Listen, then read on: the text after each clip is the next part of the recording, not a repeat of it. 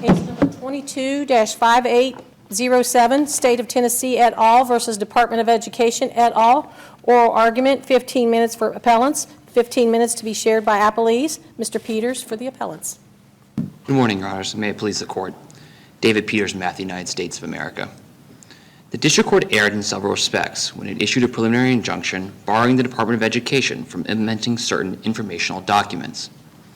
Those documents merely set out at a high level of generality the Department's thinking on the question of whether, in light of the Supreme Court's decision in Bostock, Title IX prohibits discrimination based on sexual orientation and gender identity. The states lack standing to challenge the documents are not reviewable final agency action, and they certainly are not legislative rules subject to notice and comment rulemaking. The injunction should therefore be vacated. If I may, I'd like to start with what the documents do and critically what they don't do. The documents merely set out the Department's understanding of Title IX's requirements in light of the Supreme Court's decision in Bostock. They speak at a high level of generality as to what... Well, wait, how high is the level of generality? Because I understand that you're saying that in particular cases, maybe, I don't know, maybe sports teams that are segregated by biological sex would be allowed to continue, but no blanket rule will be allowed under the government's policy, right? So if a state had a blanket rule that said, you may not segregate sports teams by sex or bathrooms by sex, and that's the state's law, you would not allow that, right? So that seems not like a high level of generality. You're right. It's important to understand what these documents say. So these documents don't address that question. They don't address whether, frankly, what constitutes prohibited sex discrimination based on gender identity or sexual orientation, and they certainly don't address whether any particular policy or practice would constitute prohibited discrimination. What about the fact sheet that has the specific examples in it? Your Honor, the fact sheet gives stylized examples of situations that the Department may investigate because they could be violations of Title IX.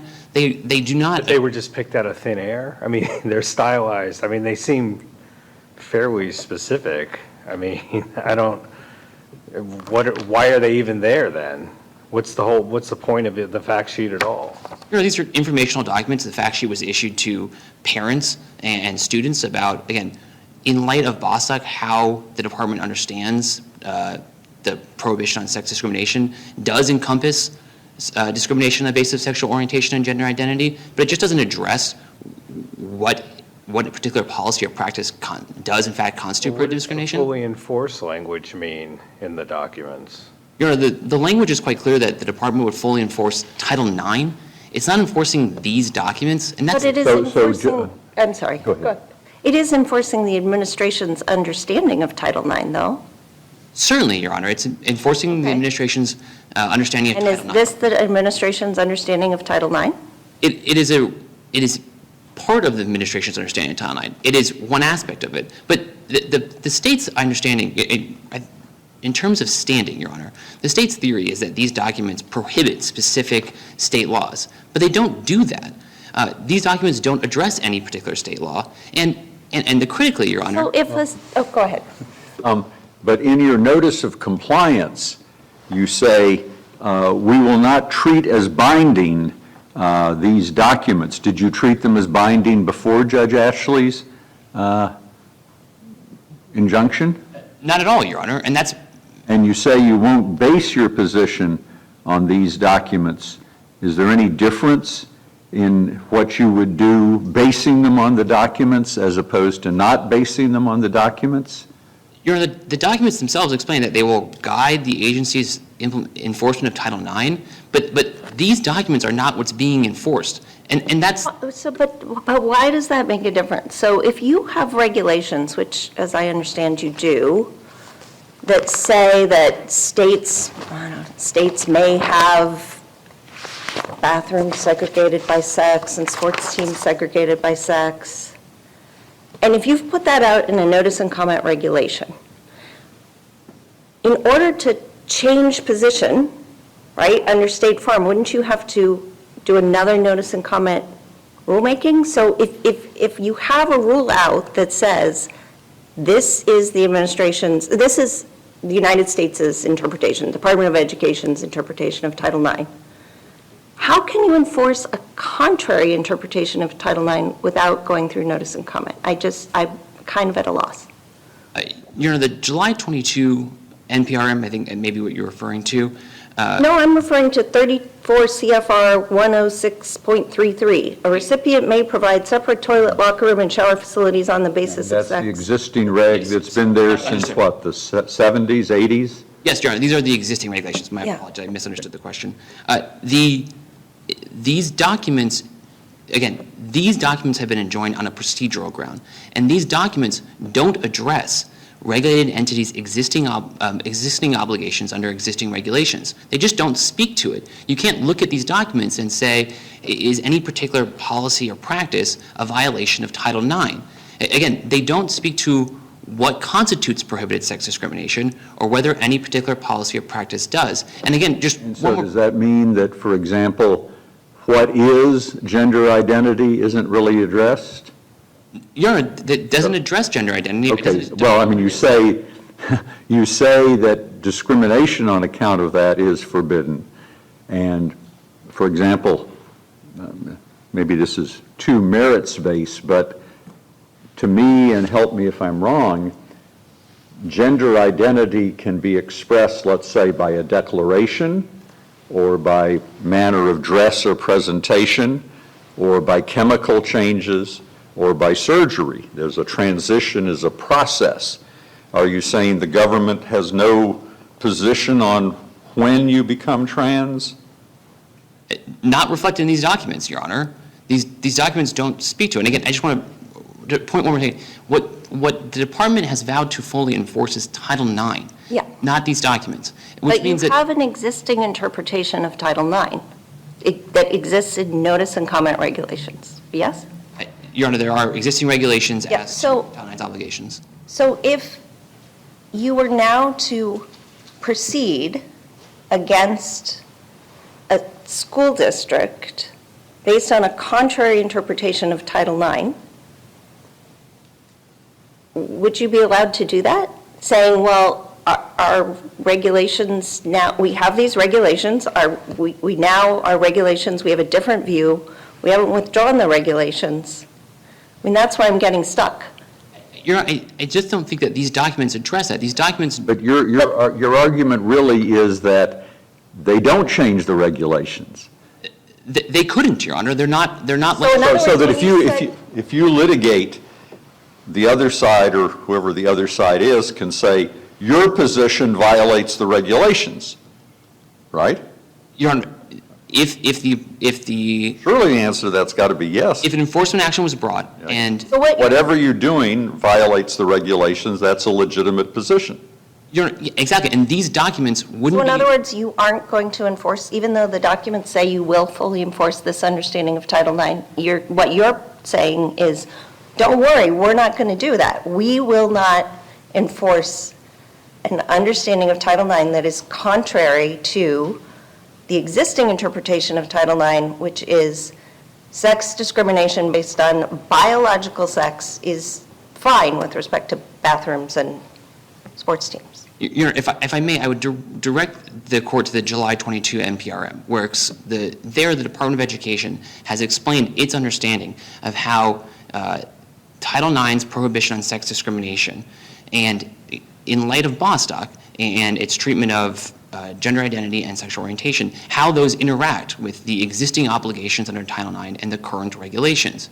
The point is that these documents, in an enforcement action that would be brought, these documents would be entitled to no deference at all. Right, They but wouldn't- why shouldn't you, why isn't this just saying, we've got a contrary interpretation of the statute, it conflicts with our existing regulations, but we're going to enforce our contrary understanding, so it gives notice.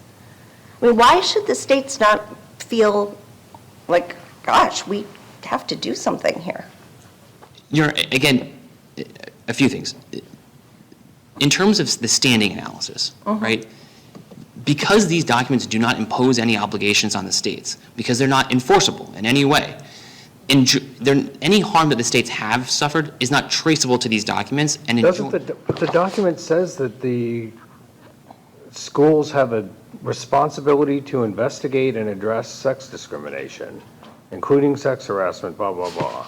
So that you're saying you have a responsibility to investigate, and here are examples of the kinds of incidents that you can investigate. You know, somebody wants to try out for their girls' cheerleading team, you know, et cetera, et cetera. Well, I don't understand. If I'm a state and I'm reading this document, you're saying, well, this document means nothing. It's like a blank page. What am I supposed to do if I'm the university president? Just say, oh, I don't have to deal with this thing at all? A few things. One, again, the obligation to investigate flows from Title IX. And so again, if you enjoin these documents. But what if we're not enjoining it's weird, enjoin a document. Enjoin an enforcement, enjoin the administration's enforcement of a position that is contrary to their prior position that didn't go through notice and comment. But Your Honor, these. You don't enjoin a document, like it can exist. I could Isn't that what the judge actually did? That's what the judge actually did, Your Honor, exactly. What was done here was these documents were enjoined, the implementation of these documents were enjoined. The implementation of the documents, the implementation of the interpretation that's contrary to the existing interpretation. No, Your Honor, I don't think that's quite right. What the district court did here was issued a preliminary injunction enjoining implementation of these documents. We submitted a notice of compliance indicating that we don't understand that injunction to bar the department from enforcing the obligations of Title IX itself. And it would be a very curious thing, Your Honor, to enjoin a understanding of Title IX, especially because the preliminary injunction here was issued on procedural grounds. And so I would point to this court's, the Eighth Circuit decision in School of Ozark, where the court there was faced with a nearly identical document and found that the regulated entities lacked standing, precisely because any obligations flowed from the Fair Housing Act, not from the document itself. Counsel, let me, we're lawyers, this is a linguistic discussion. I heard Judge Larson say, look, you've got an interpretation that's contrary to existing regulations. Your document says at 32639, column 3, this interpretation supersedes and replaces any prior inconsistent statements. Is it your position that it's only prior statements that you're superseding, you're not superseding any regulation? Certainly, Your Honor. So, But then the statements wouldn't have been binding either. No, and Your Honor. Would it made any difference if instead of issuing the regulation, the president made a speech saying exactly the same thing? I don't think so, Your Honor. The agencies issue documents like this all the time, and they reflect the agency's understanding of the statute that it is charged with enforcing. It doesn't mean that the documents these kind of notices of interpretation are final agency action, and critically, they're not legislative rules. They can't be enforced. And it's borne out, Your Honor, by the fact that during the course of this litigation, private parties have brought suits against the states, and neither the private parties nor the courts that are adjudicating those disputes have understood these documents in any way to create legal obligations or determine legal rights. So they're not legislative. So the U.S. has never cited these documents in any amicus brief or any position in any of those cases? You know, I think there was a Title VII case where this was cited as a C also, but it has not cited these documents in any of the Title IX cases, precisely because they don't create any legal rights and obligations, and they wouldn't be accorded any weight in adjudication. yeah, I'm just still, okay, so you wouldn't get Chevron deference because they're, on your theory, they're just interpretive rules, so you wouldn't get Chevron deference, et cetera. But I'm just still puzzled about why the administration would put out some documents that you're now claiming don't mean anything, that you're saying you're going to fully enforce, that conflict with prior regulations. A few things, Your Honor. Yeah. The reason that these documents have put out, again, agencies put out documents like this all the time. But it's not just like, here's the Secretary of Education's musings on Title IX. It's not like, oh, I had some thoughts about how this might interact with Bostock, like a law review article. It's like, I have some thoughts, and you have a duty as a school district to comply with my thoughts. I don't, Your Honor, explain that. the duty is to comply with Title IX. Right. Not these documents. And these documents were enjoined on procedural grounds. And so, But the Secretary's interpretation of Title IX is what the Secretary is going to enforce, and the Secretary's interpretation of this interpretation of Title IX conflicts with existing regulations regarding Title IX. So Your Honor, I see my time is running out. A few points. We would contest that these documents conflict with existing regulations. But even putting that aside, even if the Secretary got... How do they not conflict with the existing regulations? They just do not address how regulated entities' obligations to not discriminate based on sexual orientation and gender identity operate within the context of the existing regulations. And that's borne out by the Notice of Proposed Rulemakings in the July 22 and the most recent sports one. Right, but blanket rules would not be permitted, right? So the states claim, like, we have blanket rules. And, I mean, maybe you're telling me that's wrong. Maybe you'll say, well, the administration is going to allow some states to have blanket rules, and that's what we mean by case by case? Your Honor, my time has run out. I may finish. Yeah. Your Honor, these documents are if I would point the court to the filing in the BPJ case, the Fourth Circuit, which is the West Virginia athletics case, the interpretation that's set out here is merely the jumping off point for the department's position that categorical bans of that nature in fact violate Title IX under existing regulations. But the interpretation that is set out in these documents are merely just one part of that analysis. They don't really get you to why it is the case that a law like that, it does in fact violate Title IX. But again, just putting that all aside. So does that mean that in BPJ, if the government's position is consistent with your notice of compliance? It is, Your Honor, because the government there is not relying on these documents. And that's the point.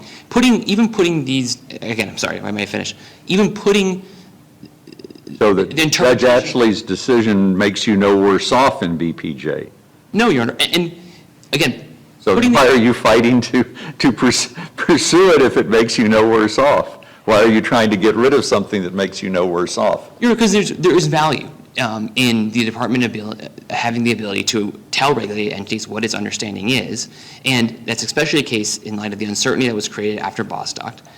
But again, I just want to make this last point. Even putting aside whether the interpretation is right, Your Honor, or wrong, that doesn't make this a legislative rule. The D.C. Circuit in the Poet biorefining case said an interpretive rule is still an interpretive rule, even if the interpretive question is wrong. Right? The key is whether the documents themselves are imposing legal obligations. And these documents are not doing that. They cannot be enforced. They're not being relied upon by courts. They don't create legal obligations. They're just not the type of thing that are legislative rules.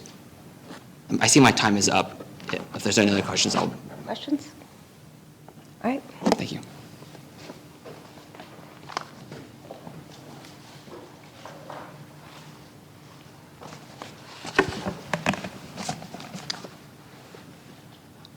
Clark Littlebrand for the state of Tennessee and 18 other plaintiff states. So first of all, these documents do impose obligations on the states that we did not have before the documents were issued. The interpretation says that where OCR's investigation reveals that one or more individuals has been discriminated against because of their sexual orientation or gender identity, the resolution of such complaint will address the specific compliance concerns or violations identified in the course of this investigation. Before this document was issued, discriminating on the basis of sexual orientation or gender identity was not a violation of Title IX or existing Department of Education regulations. Similarly, as Your Honor pointed out, for the fact sheet... So stuffing a kid in a locker because he's wearing a dress wouldn't violate Title IX?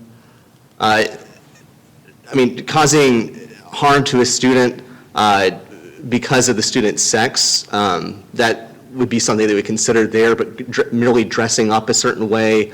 Title IX doesn't address every sort of incident of misconduct that occurs in schools across the country, but what the fact sheet does is it says that simply having sex-separated bathrooms, it's one of the examples that's provided there, would be a violation of Title IX, and that's not what previous Department of Education regulations or Section So 1686A. your friend on the other side is saying, but their documents are essentially meaningless at this point. So why don't we just wait until they actually bring some kind of enforcement action against you or one of the other states, and then we can just adjudicate it in the normal course? Why do we need a pre-enforcement challenge at this point?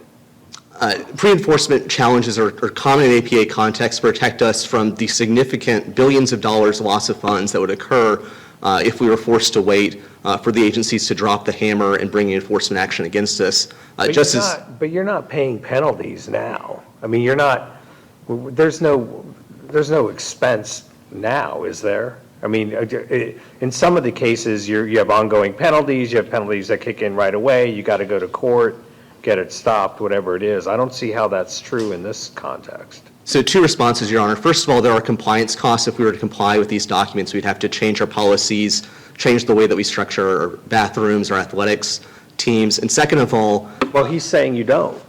My understanding. Simply reading these Get the documents... case settled maybe today? I don't know. Well, simply, that's what they'll say in court here, but simply reading these documents say that public elementary and secondary schools, as well as public and private colleges and universities, have a responsibility to investigate and address sex discrimination against students because of their perceived or actual sexual orientation or gender identity. So in court, and this has been their position in court, is that this doesn't do anything, but reading the documents themselves, they do impose obligations on the states and schools. We now, I had a bunch of questions to ask, but he answered most of them before I asked them. I mean, he said on the record as a government spokesperson, a lawyer, there's no deference due to these documents, that they impose no legal obligations, and they make them no better off in litigation. I mean, if we issue an opinion saying all of those things, doesn't that give you 99.44% of what you want?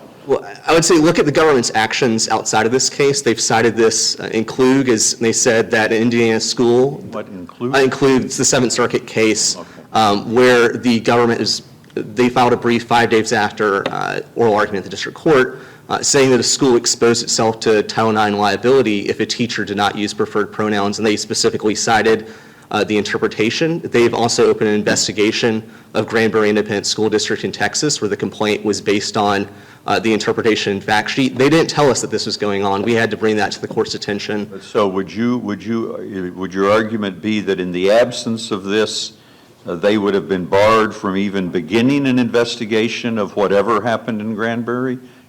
I think with the injunction in place, they are barred from opening an investigation against a school district relying on those documents. So relying on, but has that investigation been closed? Somebody waived the Judge Atchley's decision and said, go back to Washington? Well, that case involves a Texas school district, and Texas is not part of the preliminary injunction, so they can't enforce it against them there. Read the list well enough then. Yeah, and so those are examples where they have. This has also been cited against us by private parties. ASV Lee is one of the examples that we provided where Tennessee was sued and a party cited over a bathroom issue and a party cited. How would it be any different if it were a secretarial speech or a presidential speech that says in vigorous terms the same thing? Yeah, so the two questions are whether or not it's the consummation of their decision-making or whether or not it has the effect of law or imposes new obligations. So a mere speech that says this is what I think about Title IX, or if it's just simply that this is a starting point. If the president says, this is what I think about Title IX and I've told everybody to do what I think, that's what presidents do, isn't it?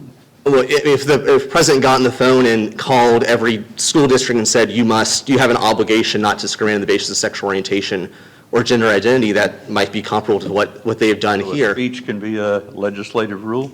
Well, I think here it's different because it's reduced to a text. They publish it in the federal. If he put out a speech, published it in the Federal Register, and then they sent it out to all the schools telling them they had an obligation to comply with that, then such a statement by the department could be a final agency action. I mean, if he said something like, oh, by the way, you know that we fully enforce Title IX, wink, wink, nod, nod. I mean, I don't. Or your federal funding is on the, your federal funding could be on the line. Yeah. Yeah, I don't know if that would really be the consummation of the agency's decision-making here. Here, these really do bind the department to act in a certain way here. They take away discretion, as we see in cases such as Texas v. EEOC or McCouth, where it takes away the agency's discretion on how they're able to approach this. But now you won there and they didn't appeal, right?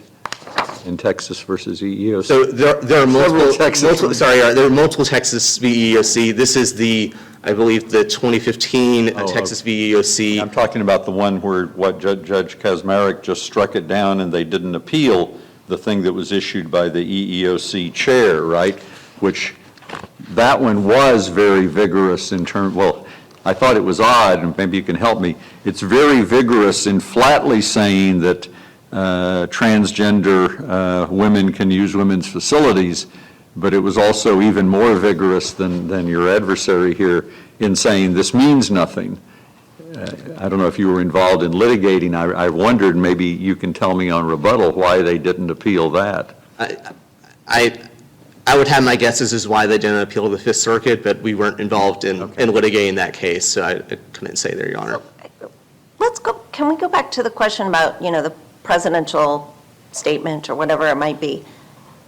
What is it that you think takes these documents out of the realm of what I think you conceded was just an interpretation or just a musing by the president?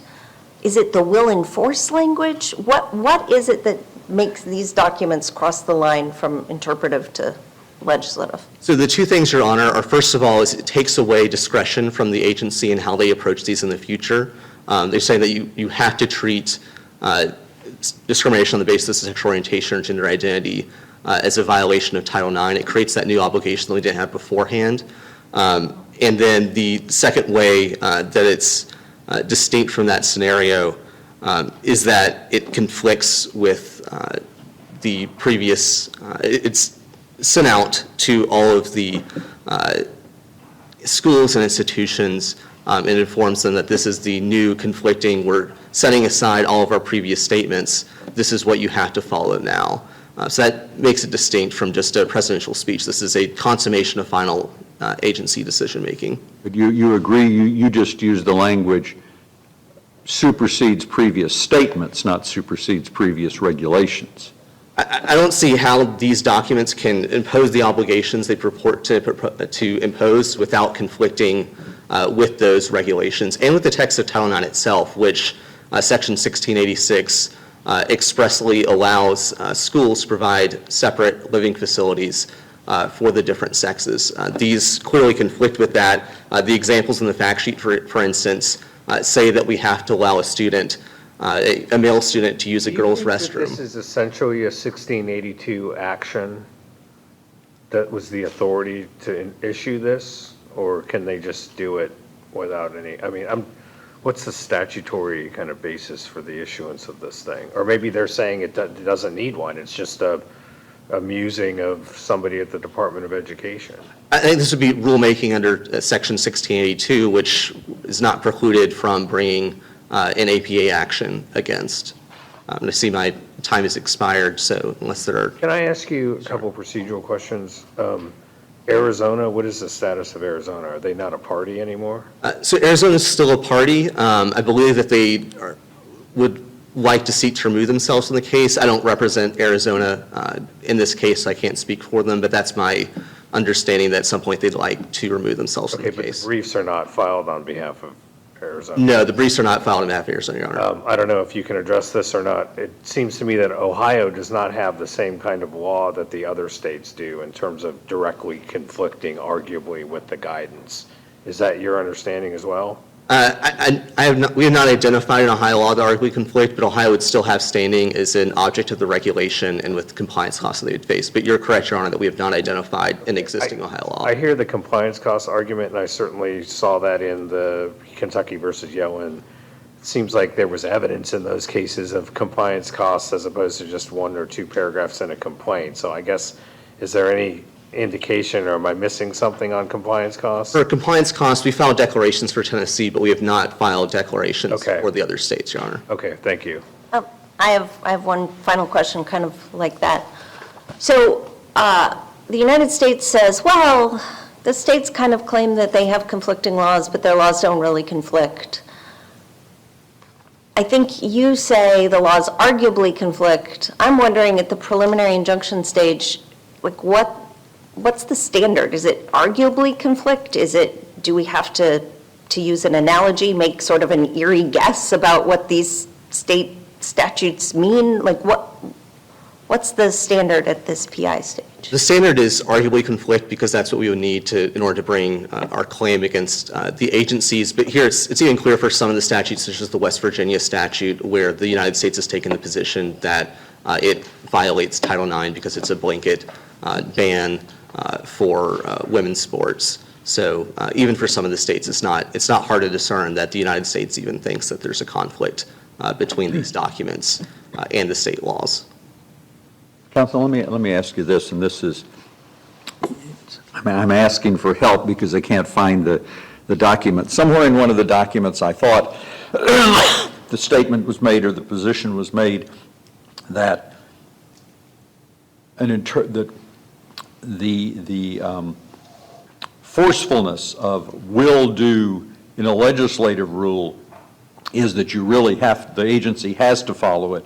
In an interpretive rule, is they can in fact press that or not. Number one, do you know where that might have come from? And B, is that a good distinction?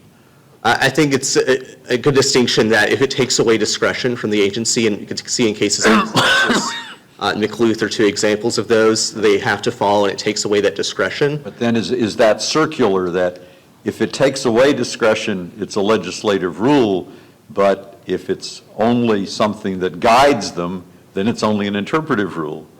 Isn't that circular? I mean, it may be a good distinction, but isn't something you have to make other than looking at it, you have to decide on normal principles. Is it interpretative or legislative? That's the rule that I've seen in cases, Your Honor, for distinguishing between legislative and interpretive rules. And even where an interpretive rule, as in poet biorefining is one of the cases that opposing counsel cites, even where it's just an interpretive rule, where there's a volte-face change of the agency's approach to something, even then it's still considered. Word you said where there is a full. Volte-face is my French is not the best, but it's VOLTEFA. Oh, about face. About face, yes. But volte-face is the specific term that the decision which. Your French is much better than mine. But and Judge Garland actually, ironically, joined that decision in the D.C. Circuit back when he was a judge. And so when there's a volte-face, that's a final agency action that regulated entities have standing to bring a pre-enforcement challenge against. So here, similarly, the fact sheet interpretation, we're an about-face from the agency's previous approach to these issues and imposed obligations on the institutions that they did not have previously. And for those reasons, we encourage this court to affirm the district court's preliminary injunction of the interpretation fact sheet and dismiss as moot without vacatur the appeal of the EC technical document. I'm sorry. We're enjoining the fact sheet? We're enjoining the document? Or are we enjoining an enforcement based on an interpretation of Title IX that is contrary to existing regulation? It just seems odd to me that any court could enjoin a document. I mean, when you enjoin a rule or declare it, vacated under 706, if that's still going to be a thing, we'll find out. But if you're not enjoining the rule from existing, you're enjoining enforcement of, right? So yes, Your Honor. Sorry, to clear, you're correct, Your Honor. You're enjoining the agency from implementing the interpretation of fact sheet and the new approach to Title IX that's embodied in those documents. It's common shorthand to refer to enjoining a document or a law, but you're correct, Your Honor, that what's really going on is we're asking, and this is what this court did, to enjoin the implementation of the rewriting of Title IX embodied in these documents. Because it didn't go through notice and comment. So you're saying, I know you have substantive grounds too, but if they had gone through notice and comment, that ground would be gone. You'd say, well, you've made an about face, and maybe the about face is lawful, or maybe it's not, but it's procedurally regular. Yes, sir, we'd have the procedural, we'd also would have substantive arguments. I understand. Yes, Your Honor.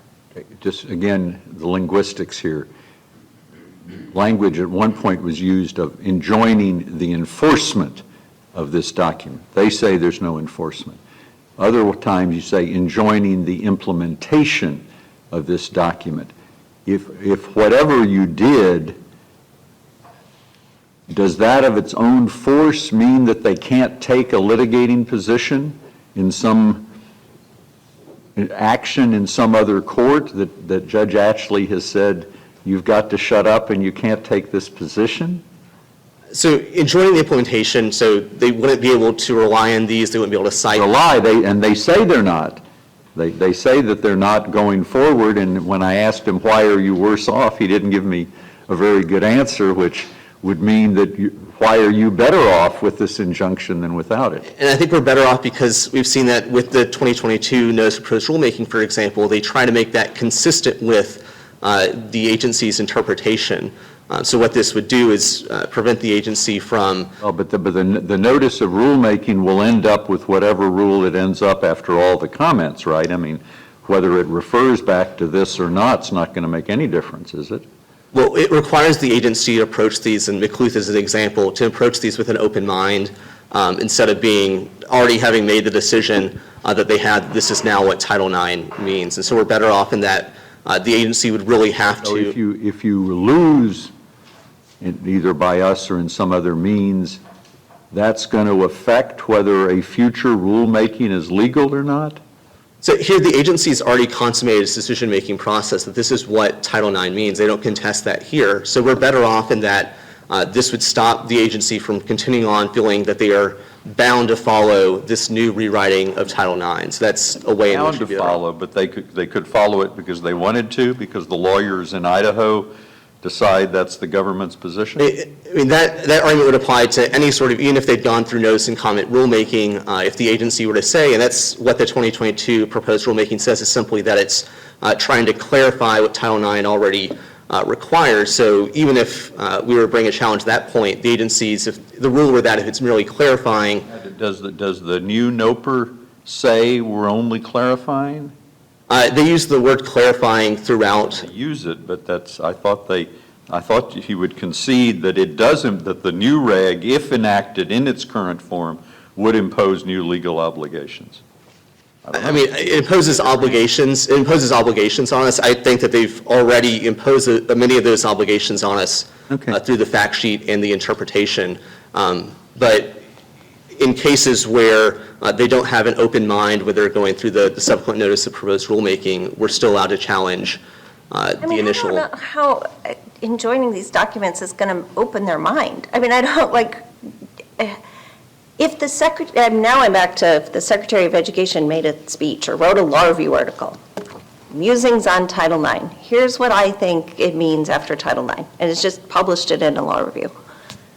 And yeah, I mean, you might say like, okay, the Secretary of Education has committed to himself to a position on what Title IX means.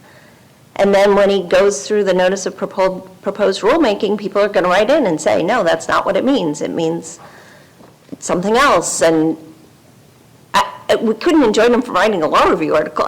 So that piece of it just seems like an odd answer. Like, it seems to me like any harm has to come from like an interim enforcement of these rules. Like you're threatened with, withholding funding, or you're going to have to change your bathroom policy or whatever, in a way that conflicts with existing regulations and didn't go through notice and comment.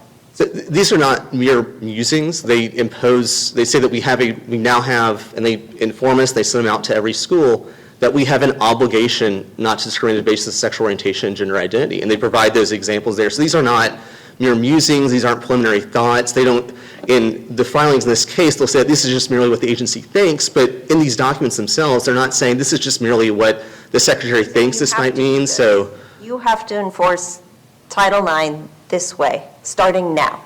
Yes, Your Honor, and that's how regulated entities throughout the country have treated this. Just this past week in Wisconsin, there was a school district that has a locker room policy that cites the interpretation, and they had The allegations are that a male student who's 18 years old disrobed in front of 4 female students in a locker room there in Wisconsin. And the the school's policy on locker rooms cites the interpretation. So schools throughout the country are treating these documents as if they impose obligations. The school adopted a policy, right?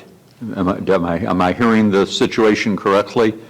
My understanding is that the school's locker room policy adopted after the interpretation came out, and citing the interpretation allows. The U.S. government's going to make us do this. Yes, The U.S. government is making us. If we don't do this, they're going to bring enforcement action.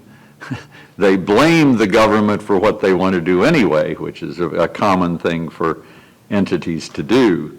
But I just want to make sure I'm right, that in this situation, the school has officially, voluntarily adopted a policy that your clients or similar folks don't like, so that if we upheld Judge Ashley's injunction, this would wipe out the Wisconsin policy? The school board would be required to change the policy because they cited this other document? So the interpretation fact sheet give regulator entities 2 options. Either you comply and you would have to adopt policies like that, and they provide the examples of you have to let individuals use living facilities consistent with their gender identity, even if it's inconsistent with their sex, or you risk the loss of Title IX funding. And so that's the choice that it puts every school and university throughout the country. I'm just trying to focus on the Wisconsin. Are you saying that if you win this litigation, that will wipe out the Wisconsin policy, or simply it would give them political cover, or it would require them to take away the political cover they have? I'm no expert on Wisconsin politics, but under Title IX, Section 1686 expressly gives schools the option one way or the other to do something, but these documents take away the discretion of schools and say that you have to do this. For example, in Tennessee, we have a case, DH v. Williamson County, where there's been a decision on the preliminary injunction there, where there's an 8-year-old, I think, biological boy who wants to use the girls' restroom at the elementary school there. Without the injunction in place, the school is going to tell us we have to follow the interpretation or fact sheet. If not, they're going to follow through on their promise to open an investigation of us. Okay, we probably should wrap this up, but you're saying in the state of Tennessee, we're getting pushback from our local school districts. But the local school districts, correct me if I'm wrong, they don't negotiate directly with the government for their funding, right? You do. The actions taken by the Department of Education are usually against the local school district, and that's with the Granbury example of that. So would that be that the local school district would lose its portion of Tennessee's overall funding, or that Tennessee would lose funding as a whole or in part? Because how does that work? I would have to You're not I'd sure? have to investigate the Okay. issue, Your Honor, but we have a state law that applies statewide that would arguably conflict with that there. So if they took an enforcement action and reached that decision, that would implicate schools across the state then. Right. Yeah. Is Wisconsin one of the litigants? No, Your Honor, Wisconsin is not one of the litigants, so they are bound to follow the interpretation and fact sheet. That So. question then, okay. All right. Any more questions? All right, thank you. Thank you, Your Honors.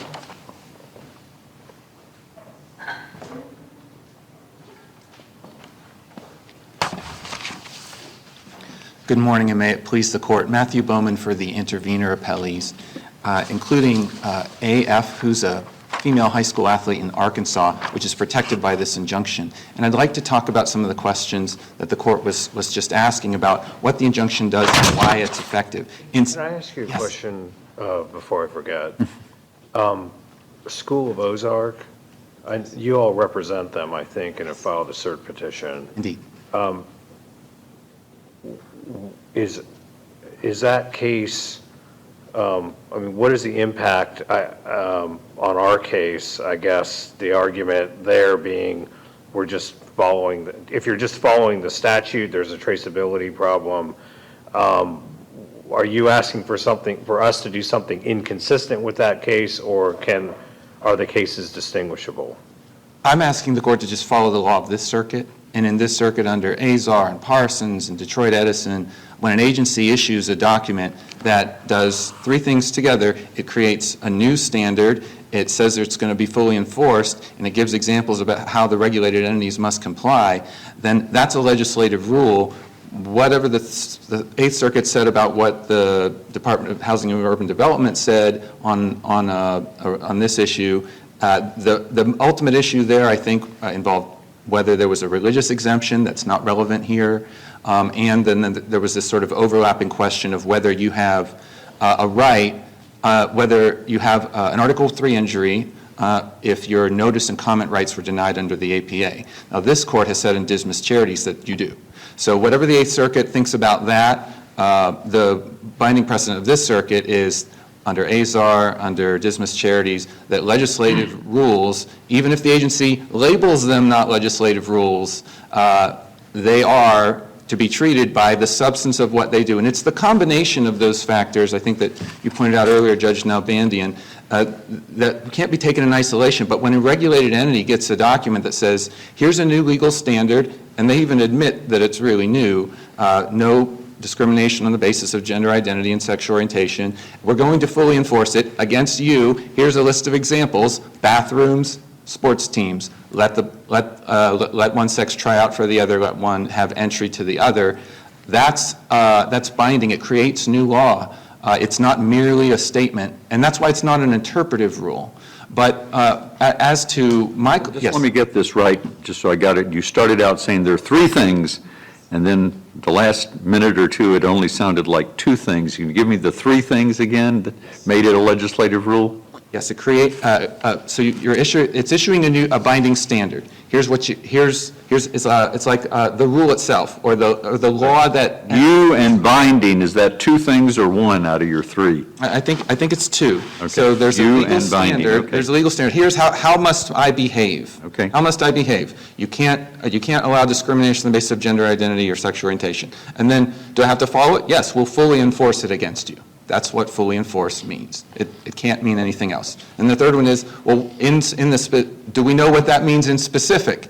Oh, yes, we do. Here are a bunch of examples: bathrooms, sports, pronouns, etc. Okay, thank you. So there's no, you combine all those three together, there is no regulated entity that gets that message and thinks, oh, I don't have to comply with this.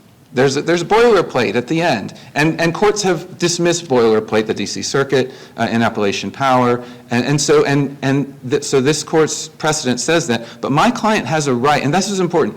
My client has a right under Title IX to have female sports teams at her school, and what the department's rule does is it pushes men into those leagues, and when you push men into female teams and leagues, they're not female teams and leagues anymore, and so the agency has denied her rights under the existing Title IX rules in the statute, and that in itself, under the APA Section 702, is something that allows you to bring a challenge, and that's what makes the department's rule not just a violation of the notice and comment requirement, but contrary. Is she injured right now, or is she not? Is she injured when she doesn't get the last spot on the team and it goes to a boy? She's protected from injury by the injunction. That's why we want it affirmed. Right, but I'm just talking about in general. In the absence of the injunction, how would she be injured? She would have lost her legal right, because Title IX now gives her the legal right. Is there a boy who wants to join the team? Is there a competition that she's going to lose? Or is this speculative in that sense? It's not speculative in the sense that it's happening in states where this isn't happening. In fact, men are injuring high school girls in states like North Carolina, a case where a man spiked a ball into a high school girl's face and gave her a concussion. Has to have her own injury. She can't assert the rights of female athletes in North Carolina. Well, the injury she has is the loss of a legal right. So if the government says you have a right to this under Title IX for 50 years, you have a right to female teams, and then the department comes along and says, no, you don't. They've changed her legal right. Before, whether or not boys have come up in her high school and asked to do this, her legal rights changed, and courts widely recognize, as does the APA, that if you adversely affect someone's legal rights, that in itself is an injury. And this court has said that Congress can create statutes that have legal rights, the deprivation of which gives standing to sue. It said that in the investment Imhoff investment case. It can't be that, like, she has a right to have I mean, what if there were like some Department of Education regulation that threatened free lunch at her school, but she's very wealthy, so she would never qualify for free lunch. You couldn't be like, well, I have a right to go to a school where there's free lunch, right? That's not her situation. She's on a female sports teams That's that she's been guaranteed the right to for almost 50 years, that Congress approved. Because these aren't even just Title IX regulations. Congress has essentially approved these regulations. The department has no more authority to change these than it has to rewrite the public law itself. I see my time has expired, but I'm glad to take additional questions. Just to answer one more of your questions, Judge Larson, the language of the injunction does say that the agents of the department are enjoined from implementing the documents. So that's how the language is worded. Thank you very much. All right, we'll hear rebuttal. Thanks, Your Honors. I have a few points. Judge Nalbandian, to your point about the School of Ozarks case, that case is, the holding there is indistinguishable from a holding here that the states have standing. The case there held that a nearly identical document, an injury. So in Dismas Charities, though, we said that there was a notice and comment injury, essentially, in this circuit, right? I mean, if you're injured by this reg that didn't go through notice and comment, whatever that is, and we are bound by that, not by what the Eighth Circuit says. Yeah, but the traceability and redressability point would be the same, right? Where the injury was flowing because the documents there were not. But in Dismas Charities, we said we specifically addressed the standing question and said there was standing.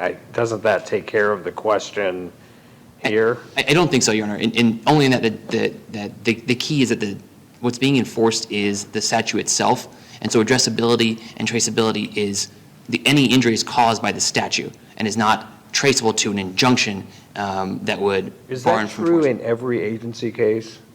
In other words, if the EPA is enforcing the Clean Water Act or the Clean Air Act, they're regs, but they're really enforcing the statute ultimately, right? Or else we have a real delegation problem. So that just proves too much, doesn't it? No, because Your Honor, in this case, it's the fact that these documents are not legislative rules that are in fact imposing obligations. If you have a situation in which the claim is that you're injured by a regulation, then the regulation is what is imposing the legal obligation, not these documents that aren't themselves imposing any legal obligations. But why, I mean, we just heard from the intervener who said, look, under AZAR, it has got to be a new interpretation, which I think you concede it's new, right? It has to be specific. Here's how it will work. And I grant that there might be play in the margins, but as far as a blanket rule, that's out, right? And then we'll fully enforce. This is what the document says. We will fully enforce. So how isn't that just AZAR? Your Honor, it's not AZAR in at least two respects. First, I would point to this court's decision in Persons, right? The court there said that even a legal determination that in and of itself did not have direct and appreciable legal consequences wasn't final agency action. And so these documents in and of themselves have no direct and appreciable legal consequences because they cannot be enforced. And so even if you think that this has a determinate legal position, that was the same in Parsons, and yet this court decided that wasn't final agency action that was reviewable.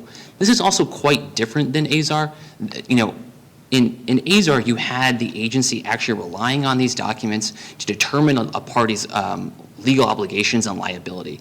And again, the department is not doing that in this context at all. And so these documents aren't legislative rules in that sense because they aren't imposing obligations. You say we're not doing that because you haven't yet brought an enforcement action, or because, I mean, what does it mean we're not doing it? That you put out a notice to every school district in the country that said we will fully enforce this interpretation of Title IX? The key is that even if the department had reached the contrary conclusion, right, had held that Bostock didn't apply in this context in the way that the states would like, the states still could not use those documents to establish this legal safe harbor if, for example, a private party sued them. Right? That's the key to tell that these aren't legislative rules. They don't create enforceable legal rights and obligations. And so, again, whether the interpretation is one that this court agrees with, the question of whether something is a legislative rule can't turn on merely whether the interpretive inquiry was correct. It's whether it creates obligations. And the fact that if the department had reached the contrary conclusion, these states still couldn't rely on these documents in defensive postures to create a safe harbor, mean they aren't legislative rules. So at the end of the first adversary's argument, as I wrote down, he said, this takes away the discretion of the school boards, and with this interpretation, the states like Wisconsin are required to allow the boys to disrobe in the girls' locker rooms. I take it that you absolutely deny that. You're right. I deny that these documents mean that in a specific context like this Wisconsin case, they determine the outcome in any way. They just don't. But at the same time, you're not restrained even by Judge Atchley from going into Wisconsin and taking that position in litigation there. That's our understanding of the injunction. That's your understanding of the statute, at least you claim it's your understanding of the statute, not relying on the interpretation. I wouldn't even go so far. I mean, not that it is that it could be. Correct, you're right, exactly. It could be. But would you be allowed to go, I mean, Wisconsin's not a party to this lawsuit. Would you be allowed to go into Tennessee? If the same thing happened in Tennessee, would you be allowed to go into Tennessee under the current injunction? That is the government's understanding of the injunction, is that it is barred because, and this goes back to an earlier question that you had, Judge Larson, about what's it mean to enjoin implementation of a document, right? The preliminary injunction, again, I'm out of time if I may finish.